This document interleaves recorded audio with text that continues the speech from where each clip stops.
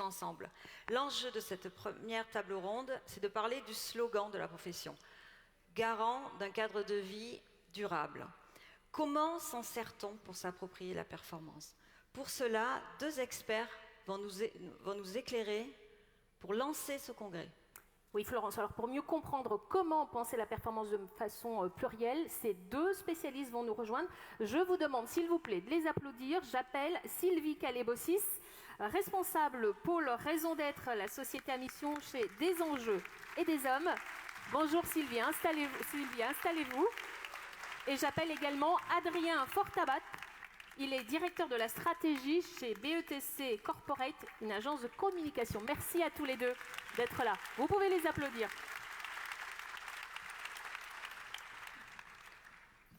Adrien, je vais commencer par la première question. Le slogan de la profession, garant d'un cadre de vie durable.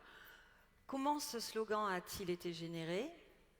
Comment s'en sert-on pour s'approprier la performance? Bonjour à tous, ravi d'être parmi vous. Alors, on préfère le terme de signature au terme de slogan qui fait un peu publicitaire et réclame, et notamment parce que cette signature, garant d'un cadre de vie durable, pour nous, c'était avant tout un socle de sens. Notre mission, elle a commencé pour l'Ordre en 2018. Et à l'époque, l'enjeu qui nous avait été confié, c'était de doter l'Ordre d'une signature, d'un plan de communication pensé pour créer de la notoriété qualifiée pour la profession de géomètre expert. Donc, en fait, ce dont on s'était aperçu via une étude, c'est que si 85% des gens connaissaient la profession, on avait une bonne image, il n'y avait que 27% des gens qui déclaraient savoir très concrètement ce que faisaient les géomètres experts. Donc notre travail, ça a été un travail de sens, d'explication, de clarification auprès de tous les publics, que ce soit les publics internes, les géomètres, mais aussi le grand public, les étudiants, les décideurs, les clients évidemment, et les journalistes. Et donc on est arrivé à cette signature garant d'un cadre de vie durable par un processus d'interview interne-externe et puis par des études propriétaires permettant de capter les signaux faibles des gens, ce qu'ils pensaient de cette profession. Et pour répondre à votre question, comment on s'en sert comme un catalyseur de performance, en fait, pour nous, c'est le socle de sens, c'est-à-dire c'est clarifier cette profession, c'est également la valoriser, parce que c'est très important d'attirer des talents, et puis de créer de la fierté, et puis également de l'ancrer dans les défis de la société d'aujourd'hui. Et donc c'est la raison pour laquelle on a proposé cette phrase, et qui est devenue ce que vous voyez encore là sur vos écrans et sur le site internet des géomètres experts. Merci beaucoup Adrien. Sylvie Calébossis, bonjour. Alors la raison d'être d'une entreprise, c'est définir sa contribution à la société, ce qui devient source d'engagement. En quoi la raison d'être peut être source d'engagement? Alors je pense que c'est... Merci et bonjour à tous et à tous aussi. Ravi d'être ici pour parler de ce sujet de la raison d'être, sur lequel je reviendrai peut-être en termes de qualification. La raison d'être, c'est la réponse à la question existentielle de pourquoi j'existe. Donc elle n'a pas attendu la loi Pacte et le premier gouvernement d'Emmanuel Macron pour être sur le devant de la scène. C'était une réflexion plutôt philosophique et individuelle. C'est vrai que la loi Pacte, elle a invité les entreprises à réfléchir à leur rôle dans la société. Et on parle de performance plurielle, mais ça veut dire quand on réfléchit à son rôle dans la société, on dépasse la définition classique du rôle d'une entreprise, qui est de rémunérer ses actionnaires, pour s'intéresser justement à quoi sert l'entreprise, à quoi elle est utile, indépendamment de ce rôle de rémunérer les actionnaires. Donc ça veut dire qu'on pense une entreprise dans son cadre global, dans son écosystème, et ça veut dire les collaborateurs, les clients, les partenaires, l'environnement, la société au sens général. Et c'est vrai que cette réponse à la quête de sens, elle se fait à 3 niveaux. Parce qu'à partir du moment où une entreprise a pu formaliser à quoi elle sert, pourquoi elle existe, eh bien ça vient construire une trajectoire, puisque à partir du moment où on sait à quoi on sert, on sait à peu près comment on veut y aller, on se définit un but, Donc ça agit comme un filtre stratégique pour les orientations que l'entreprise va choisir. On parle souvent de la boussole, hein, de l'objet boussole, pour dire la raison d'être. Ça va être la boussole que vont utiliser les dirigeants, parce qu'effectivement, quand on sait à quoi on sert, ben on sait vers où on veut aller, on sait à quoi on doit ou on peut renoncer. Et une raison d'être, elle s'incarne par une phrase que la loi Pacte permet d'inscrire dans ses statuts. Donc c'est quelque chose qui signe un engagement. À partir du moment où on met dans les statuts une phrase, ça veut dire que ça devient quelque chose d'officiel. Et puis une phrase de raison d'être, elle sert aussi à déterminer des orientations stratégiques, elle s'incarne par des axes d'engagement. Donc c'est une source d'engagement de l'entreprise dans la société. Après, c'est une source d'engagement à un deuxième niveau. C'est une source d'engagement au niveau individuel, parce qu'à partir du moment où, en tant que collaborateur, l'organisation à laquelle j'appartiens a formalisé sa raison d'être, je sais à quel projet j'appartiens. Et je peux me positionner par rapport à ça. Aujourd'hui, c'est pas un mystère que les jeunes générations se posent une question fondamentale de vers où ils orientent leur vie, compte tenu du contexte qu'on a évoqué et les défis que vous avez pu dont vous avez pu prendre conscience hier. Elles se posent la question, ces jeunes générations, de à quoi elles veulent participer, à quelle entreprise elles acceptent ou elles n'acceptent plus de faire partie. Et donc la raison d'être, elle permet individuellement de se dire, de se reconnaître dans un projet d'entreprise, et c'est une formidable source d'émancipation, parce qu'à partir du moment où on connaît la finalité de l'entreprise, on peut, d'un point de vue individuel, avoir un peu plus de zones d'autonomie, plutôt que d'être obligé de se fier à un planning de tâches qui se suivent et qui sont imposées. Donc c'est une formidable source d'émancipation. Et la troisième source d'engagement de l'entreprise et de sens que donne la raison d'être à l'entreprise, c'est au niveau collectif, parce qu'à partir du moment où l'organisation est composée d'individus qui partagent le même projet, qui ont compris l'univers auquel ils participent et les orientations et le futur vers lequel ils se destinent et à quoi ils appartiennent, c'est une formidable source de cohésion du corps social de l'entreprise. Et je vais conclure en citant une parabole que j'aime bien évoquer à propos de la raison d'être. C'est, paraît-il, Charles Péguy qui l'a formalisé. Donc c'est un passant, peut-être au Moyen-Âge, qui marche le long d'une route et il y a des casseurs de cailloux. Et il y a un premier qui a l'air très, très en peine. Il dit, mais mon brave, que fais-tu? Il dit, je casse des cailloux, c'est pénible, c'est très dur, voilà, j'en peux plus. Le passant continue son chemin. Deuxième casseur de cailloux, qui a l'air un peu harassé, mais quand même un peu moins écroulé de travail. Il dit, mais que fais-tu? Eh bien moi, je casse des cailloux, mais bon, ça me permet de gagner ma vie, de faire vivre ma famille, que mes enfants aillent à l'école. Et puis, troisième casseur de cailloux, qui a l'air, lui, nettement plus joyeux. Donc, le passant l'interroge et lui dit, mais mon brave, que fais-tu? Il dit, moi, j'aide à construire une cathédrale. Donc voilà, le rôle de la raison d'être, c'est effectivement de permettre à chacun, individuellement, de prendre conscience du projet collectif auquel il participe et finalement de s'engager pleinement dans ce projet. Merci Sylvie. Adrien Fortabat, toutes les personnes qui sont présentes ce matin dans cette salle évoluent dans des cabinets de géomètres experts. Par rapport au slogan, vous n'aimez pas le mot la signature, slogan, je préfère. La signature, comment faut-il procéder pour s'approprier un dénominateur commun et quel cadre il faut mettre en place pour les actions? Alors, quand on parle de cadre, il faut déjà que ce cadre il soit compris, qu'il soit expliqué. Donc, c'était ce qu'on avait fait quand on a été missionné. C'est pas juste un slogan ou une signature, ça s'accompagnait d'éléments de langage, de storytelling, d'un récit. Ça s'accompagnait également de communication qui était visible il y a 3 ans, à la fois sur Internet et puis également dans de l'affichage et puis dans de la presse. Donc il y a eu un travail de communication, il y a eu un travail d'explication pour que chacun puisse se l'approprier. Ce cadre, il aurait pu être juridique, c'est ce qu'a dit Sylvie. Le cadre aurait pu être juridique, mais notre mission avait été en 2018, c'était avant la loi Pacte, et puis tel n'était pas l'objectif de toute manière, c'était pas le brief, mais ça aurait pu être juridique, ça aurait pu être un cadre, on va dire, inscrit dans la loi, inscrit dans des statuts, mais néanmoins cette signature pour nous elle porte quand même un cadre sociétal et c'est ça qui peut guider les actions, qui peut inspirer.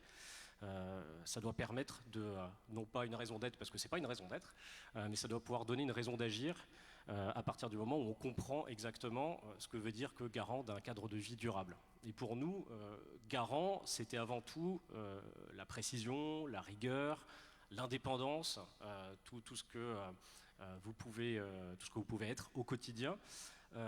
Le cadre de vie, c'était un choix également de parler de cadre de vie et non pas de quelque chose de plus large. En fait, on voulait être au croisement à la fois des enjeux très très macro d'aménagement du territoire et des enjeux un peu plus micro des lieux de vie des gens.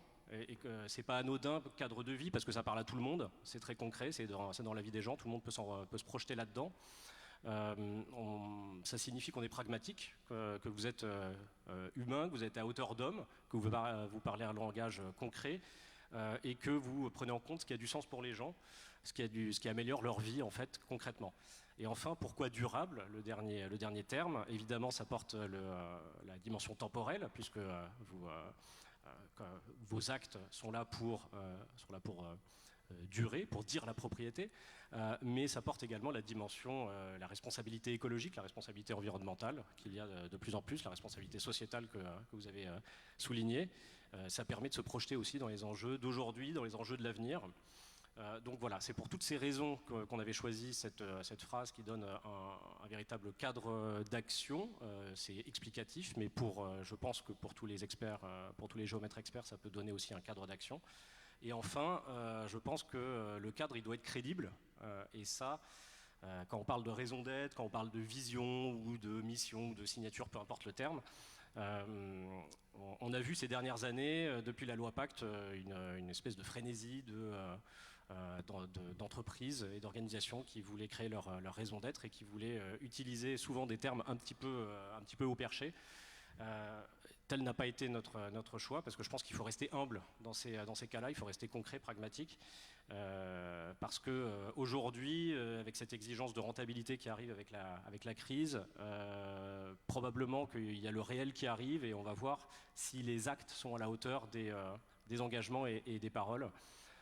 Et donc, c'est pour ça il fallait raison garder et être à la fois inspirant, donner un cadre et en même temps être très très concret et très dans la vie des gens. Voilà.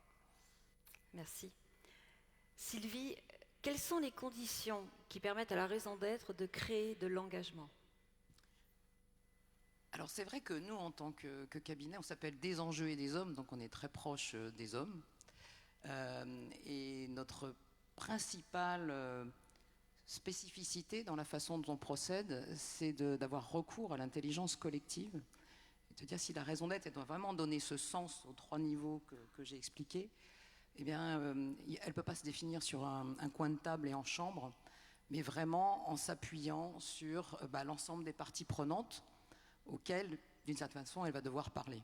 Donc nous, on commence par une approche de co-construction qui implique les collaborateurs, parce que quel meilleur moyen de se sentir engagé ou d'engager ses collaborateurs dans un projet que de les faire participer à la définition de ce projet d'entreprise. Donc nous, on commence dès l'amont, effectivement, à impliquer les collaborateurs. Après, cette raison d'être, à partir du moment où c'est la raison d'être de l'entreprise au cœur de la société, eh bien, il est très important d'aller consulter ce qu'on appelle les parties prenantes pour capter leur perception de votre ordre, leur perception de ce que vous leur apportez au quotidien. Parce que c'est ça qui va vous permettre aussi de qualifier votre raison d'être. C'est vrai que très souvent, c'est aussi dans le regard de l'extérieur qu'on peut arriver à capter en quoi une entreprise, ou même individuellement, on apporte quelque chose.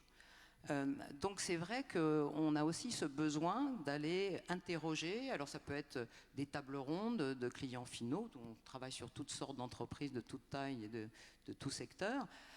Ça peut être vos clients en entreprise, ça peut être des gens de la gouvernance de l'ordre.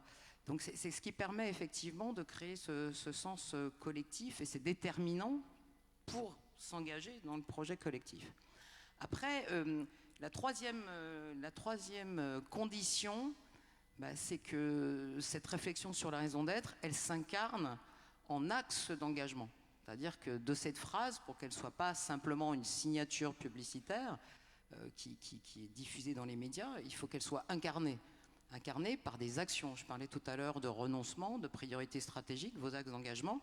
Voilà, c'est bien ça dont il s'agit. Et donc ces axes d'engagement, ils doivent être formalisés dans une feuille de route. Si je m'engage à ça, ça veut dire qu'on va faire ça, ça et ça.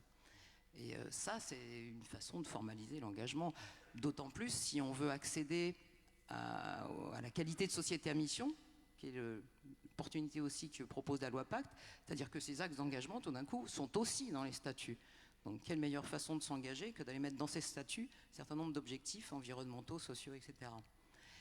La quatrième condition pour créer de l'engagement, c'est d'allouer les ressources nécessaires à l'incarnation de cette raison d'être, c'est-à-dire à la fois des ressources potentiellement financières, parce que ça veut dire qu'il va y avoir des personnes qui vont se dédier à la mise en œuvre de ces axes d'engagement, à la mise en œuvre aussi des suivis.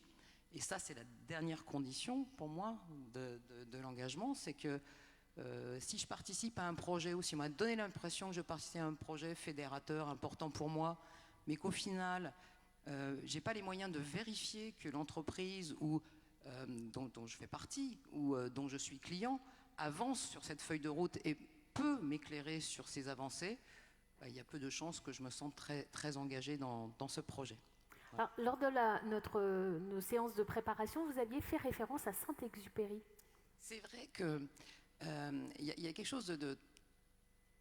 Il ne parle pas de raison d'être, Saint-Exupéry. En même temps, je parlais de boussole, c'était les débuts d'aérospatial, donc il avait sûrement besoin d'une boussole. Mais il y a une très jolie citation qui est de dire « Si tu veux construire un bateau, ne réunis pas tes hommes et tes femmes pour leur dire quoi faire et à quel moment. Si tu veux construire un bateau, fais naître dans le cœur des hommes et des femmes le désir de la mer. » Voilà. C'était une jolie citation.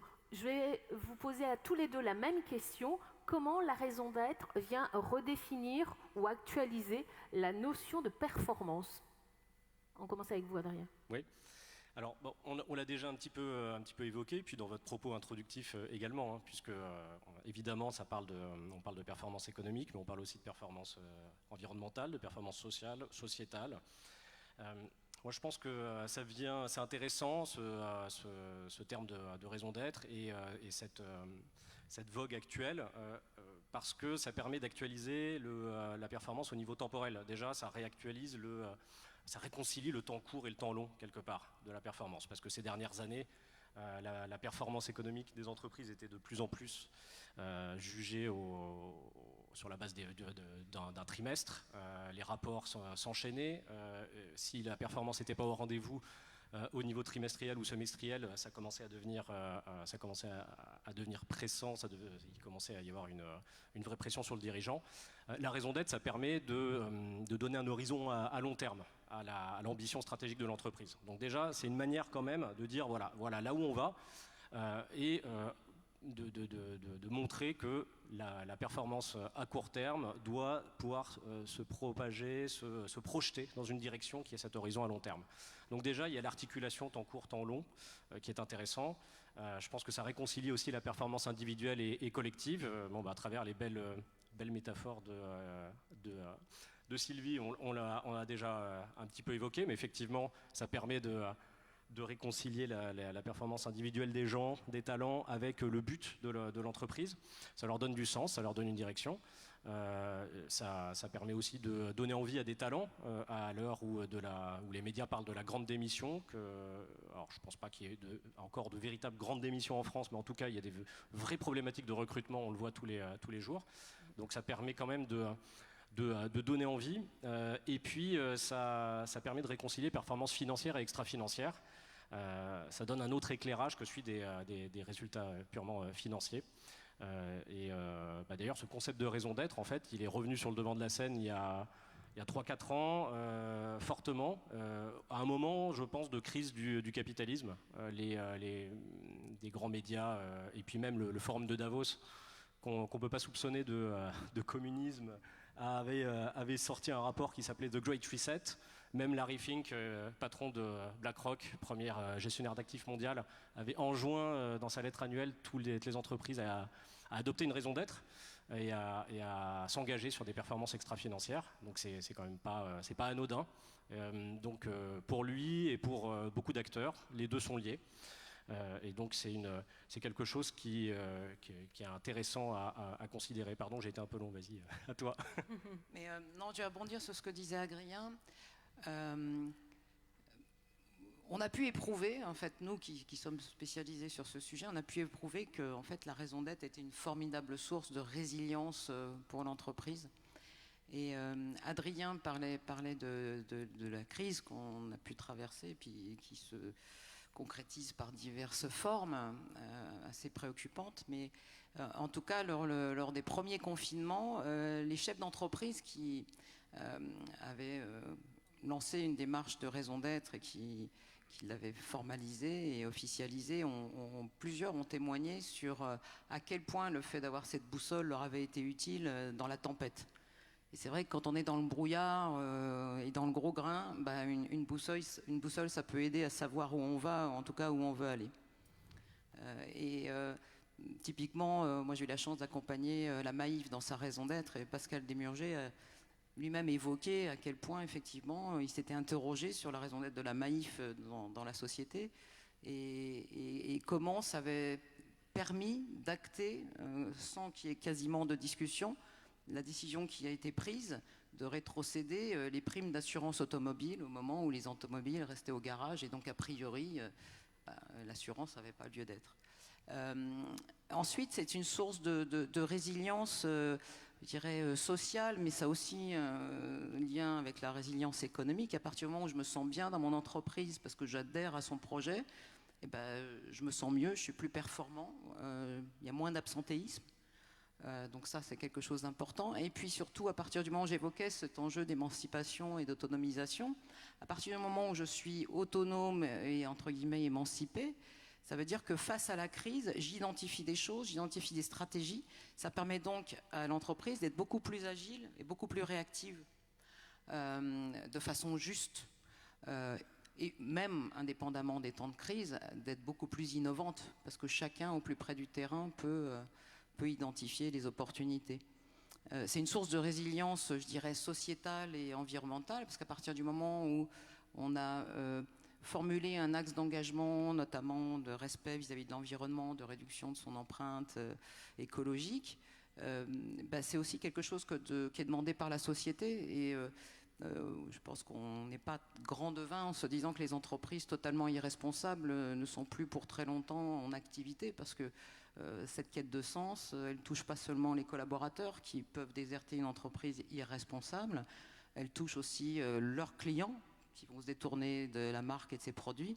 Elles vont toucher aussi les investisseurs qui vont plus vouloir investir. Donc une entreprise qui a plus de collaborateurs, plus d'investisseurs et plus de clients, elle ne fait pas très long feu. Voilà.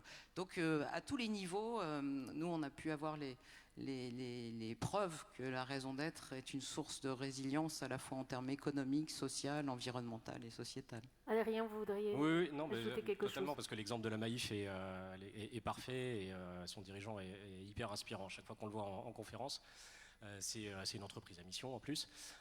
Et pour rebondir sur ce que tu disais, effectivement, c'est une boussole aussi quand on s'est un petit peu perdu ou quand l'entreprise a été très très challengée. Je pense à Danone, qui est un de nos clients chez BETC depuis très longtemps, qui est une formidable entreprise, qui a été une des pionnières en la matière, qui faisait de la raison d'être avant même que ce terme existe. Elle faisait de la prose sans le savoir.